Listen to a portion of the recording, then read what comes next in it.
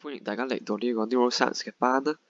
咁呢個班咧，我哋主要就係會講關於腦嘅嘢啦。咁包括神經啦、神經個系統啦、關於腦啦、關於 neurons 或者關於其他嘅嘢，咁就都幾有趣嘅。咁我個名就係 Richard 啦。咁你有啲同學之前都譬如係上過IBO 即係嗰個Biology Olympic 嘅班咧，咁我都係教過你哋嘅之前。咁咧，所以有啲人可能認得我把聲啦，雖然未見過我個樣咁樣。咁咧，嚟緊個做法係點樣做咧？咁就係我哋會根據個書嗰個排版嘅做法啦。咁本書咧，暫時其實有兩本嘅 reference 嘅 book 啦。咁咧，本書就唔係好長嘅啫。咁我哋會用一本咧，就大概係60頁左右嘅啫。咁就都唔係好長嘅。咁我覺得都適合你哋，如果有興趣可以自己睇嘅，係啦。咁我哋個做法就係會每一個 chapter 就擺一條片啦。咁咧，詳細嘅嘢咧，咁我等陣會再多講嘅。咁但係咧，如果你有咩問題咧，都隨時可以 email 我咯。咁呢個我就係我個 email 咯。咁係啦。咁咧今日就會做個 introduction 啦，講翻呢個咁樣嘅班，嗰個嘅安排啦。咁之後就會再介紹 chapter one 嘅。咁 chapter one 就係嗰個 the nervous system 呢一 part。好啦，咁頭先講過會根據個書個排版去做啦。咁點樣做啊？其實咧，本書就分咗20個 chapter 嘅。咁咧，咁個做法就係每一個 chapter 我會拍一條片啦。咁每條片好短嘅啫，可能5分鐘度啦。咁樣，咁咧一開始個做嗰個會講啲咩咧？就關於一啲 broad 嘅 general 嘅 idea 啦。咁譬如係 nervous system 啦，跟住會講 neurons 同埋佢嘅 action potential。咁呢啲未學嘅，咁唔緊要。咁但係 chemical messengers，咁呢啲你應該聽過啦。如果係中5、中6嘅同學，咁但係中4嘅同學，咁唔緊要嘅。咁我到時候就會介紹俾你聽㗎啦。咁呢啲嘢可能對你嚟講好新，咁但係其實係有趣嘅，或者你哋對於biology，尤其係個腦有興趣嘅話，咁其實我覺得呢一個班咧都幾適合你哋嘅。咁之後咧就會再講一啲 drugs 啦，即係啲藥物點樣影響個腦啦。咁我哋會介紹嗰個感官啦 ，touch、vision、movement 都會大概講下啦。咁之後我哋會講下個腦其實點樣 develop 出嚟啦，即係由嗰個精子卵子結合咗之後啦，咁發生咩事咧？點解會無啦啦出現咗個腦咧？係咪？咁咧之後我哋會講下可能 plasticity 咧，咁呢啲你哋應該未學過嘅，咁但係呢一個咧就係一個好重要嘅 idea。咁其實係咩咧？就係講緊個腦其實唔係一個靜止唔喐嘅嘢嚟嘅。其實我哋學習咧係有一樣好重要嘅概念，就係叫做 plasticity。咁個中文其實叫做可塑性啦。咁其實就係學習啦，簡單啲嚟講。咁之後我哋再講可能 stress 啊、immune system 啊、sleep， 點解瞓覺咁重要啊？之後就會講下 brain imaging 咯。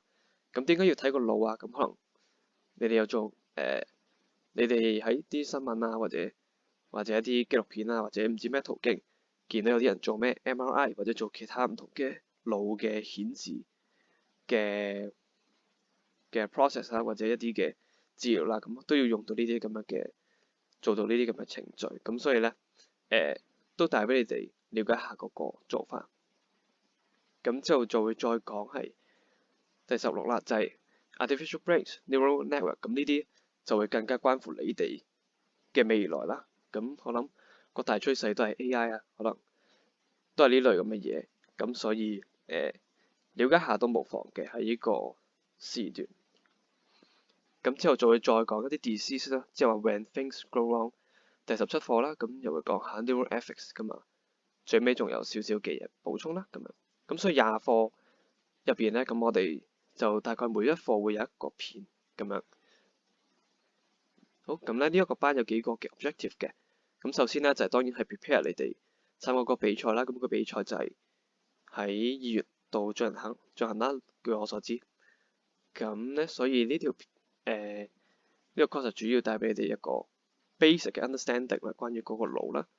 隨之間咧就係俾你哋去了解啦，或者欣賞一下嗰個腦嗰個 complexity 啦。咁同埋就係你會發現其實腦咧有好多嘅 part 啫，其實係互相有聯繫嘅。咁就冇話有一 part 係獨善其身咁樣嘅。咁啊，可能有啲問題你有興趣喎，譬如係咪呢啲啦？How do we feel the sensation of pain？我哋點樣感受到痛覺咧？又或者嗰個 neural 神經之間點樣去溝通咧？又或者有啲咩 disease 係關於嗰個腦啦？咁而家可能越嚟越多人有一啲叫做腦退化、Alzheimer's 啊嗰類嘅阿茲海默症咧，即係呢啲關於腦嘅疾病啦。咁所以呢啲都你可能會有興趣嘅。咁我哋喺呢個班都會同你哋介紹咯。咁樣。咁第三個啦，咁就係一個好重要嘅一樣嘢啦。咁我就唔想你哋太過去背誦或者背一啲嘅嘢咧。咁因為你哋你又要準備學校嘅學習啦，咁又可能有啲同學要 DSE 啦咁樣。咁我就費事帶俾你太多嘅 stress 啊嗰類嘢。咁相對嚟講，我就想呢個班就輕鬆啲啦。咁個設計都係我唔會做到太難嘅，因為我都要我就 extract 咗，即係由本書度 extract 咗一啲我覺得重要嘅 concept，咁我就帶俾你哋咯。咁我就唔會話係將所有嘢都擺晒落去咁樣。咁你哋了解咗個 broad，一個好 fundamental 嘅一個 understanding，咁我覺得就足夠啦。咁最尾呢一個 PowerPoint 或者呢啲片咧，其實就純粹係俾你去做一個嘅 guidance 啦。咁可能睇本書，因為本書60頁嘅，咁但係你可能覺得唔係咁容易睇。咁你可以睇咗呢個片之後，你覺得有個 basic 嘅 understanding，咁之後你再睇本書，咁就容易啲你哋去了解啦。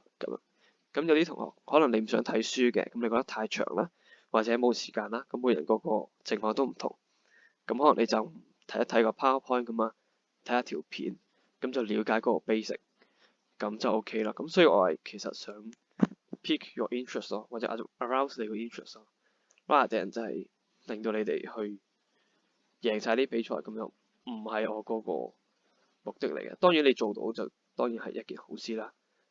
咁但係有個 basic 嘅 understanding 就相對嚟講係我嗰個或者呢啲片嗰個目的啦。咁咧點樣溫習咧？即係 for 呢個比賽點樣去學咧？咁我做法就當然係睇個片咯。咁每個片可能5分鐘到啦。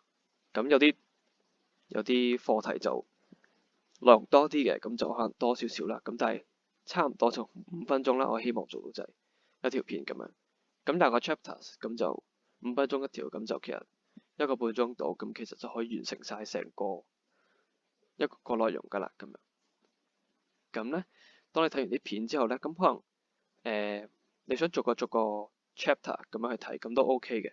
咁你唔使好似煲劇咁樣一次過睇晒全部嘅。咁就每個人做法都唔同啦。咁就呢個就留翻俾你哋自己去感受下邊一個方法適合自己㗎嘛。